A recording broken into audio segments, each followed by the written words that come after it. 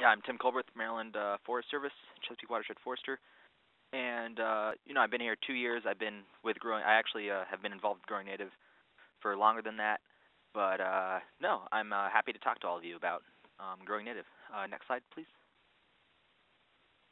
So, you guys, volunteers, are actually super important to us because a few years ago, more than a few years ago, but Forest Service employees actually did what volunteers do now, but due to budget and everything, we're not allowed to go out and collect seed as much as we used to, if at all. So we want them because seeds that are grown in the area are well adapted. They'll resist climate changes much better than stuff from up north or down south. And yeah, no, it's all about adaptation. Aaron was telling me about a situation where a bunch of white pine seedlings were planted from the Great Lakes down here in Maryland, and they're actually starting to die way before their due date. So it's mostly due to climate stress, heat stress. Um, Next slide, please. Okay, so once you guys organize your drop-off sites, or call up one of us, the foresters, we go out, we pick them up. Please don't hesitate to call us. It's much better to pick up seeds more often than have to deal with a bunch of leaky, gross bags and ruin a shirt or pants.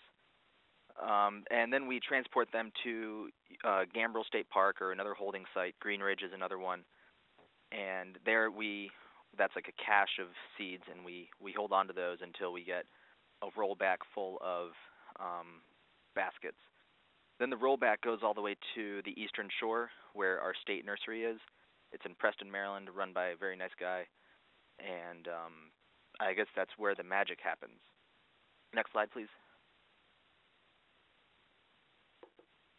When the seeds make it to the nursery, we they, depending on what type of seed they get, acorns, they do what's called a float test, and all the good ones will sink, all the dead ones will float to the top. It's due to a boring worm that will pretty much eat the meat inside the acorn. A little aside on this, if you're floating acorns and you don't know what kind they are, wait until the nursery gets them to bother testing them. They'll be happy to float them, but what happens if you float a white oak acorn, it'll start to germinate, and then they can't plant a acorn that's already germinating. So unless you know it's not a white oak, don't float it. Walnuts, one of the biggest things from Western Maryland. They get put through a cool dehusking machine that pretty much mashes all the husk off the walnuts, and then those are able to be planted in the fields. Everything gets planted via tractor and plow and hopper. It's a bunch of pretty unique planting equipment, which looks pretty cool.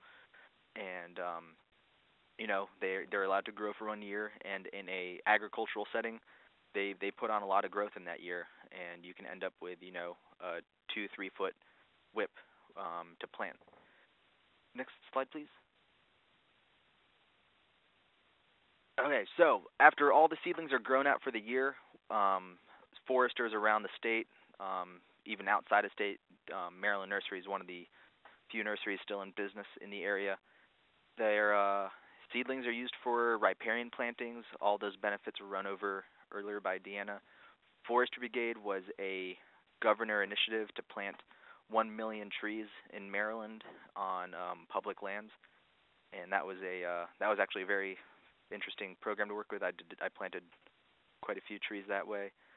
The Conservation Reserve Enhancement Program is they offer riparian plantings or tree buffers for streams that run through agricultural fields, and that's a really great way to help people make the connection that hey, maybe getting the cows out of the streams is a good idea, and plant trees along them to keep those streams cool and keep the cow waste out.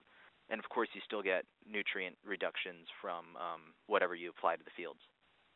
Backyard buffer, that's a run on a county by county basis, and that pretty much is targeted to suburban communities that landowners aren't eligible for cost share programs through USDA or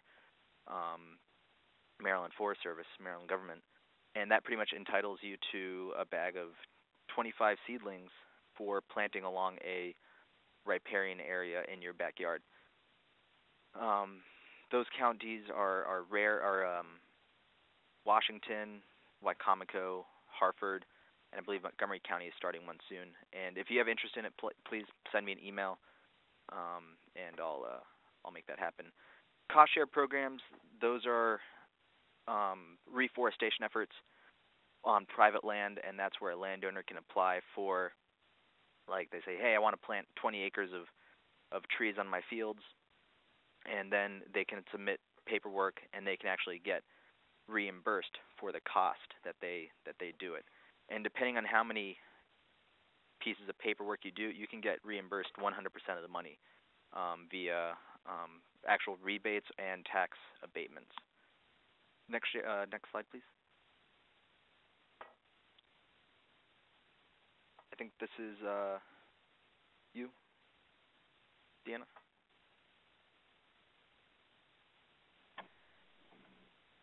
Thank you, Tim. Yeah.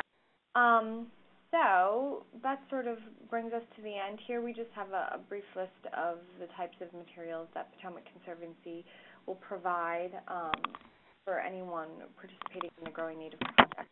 On top, we just see some of the standard things for collection sites and whatnot. We also have a few extras available. If you are a scout troop participating, we do have badges available. For educators, there's an online curriculum available at the website, growingnative.org. And then Nut Buddy cards are just some tools to help teach younger children about identifying acorns and things like that. So that takes us to the end of our presentation.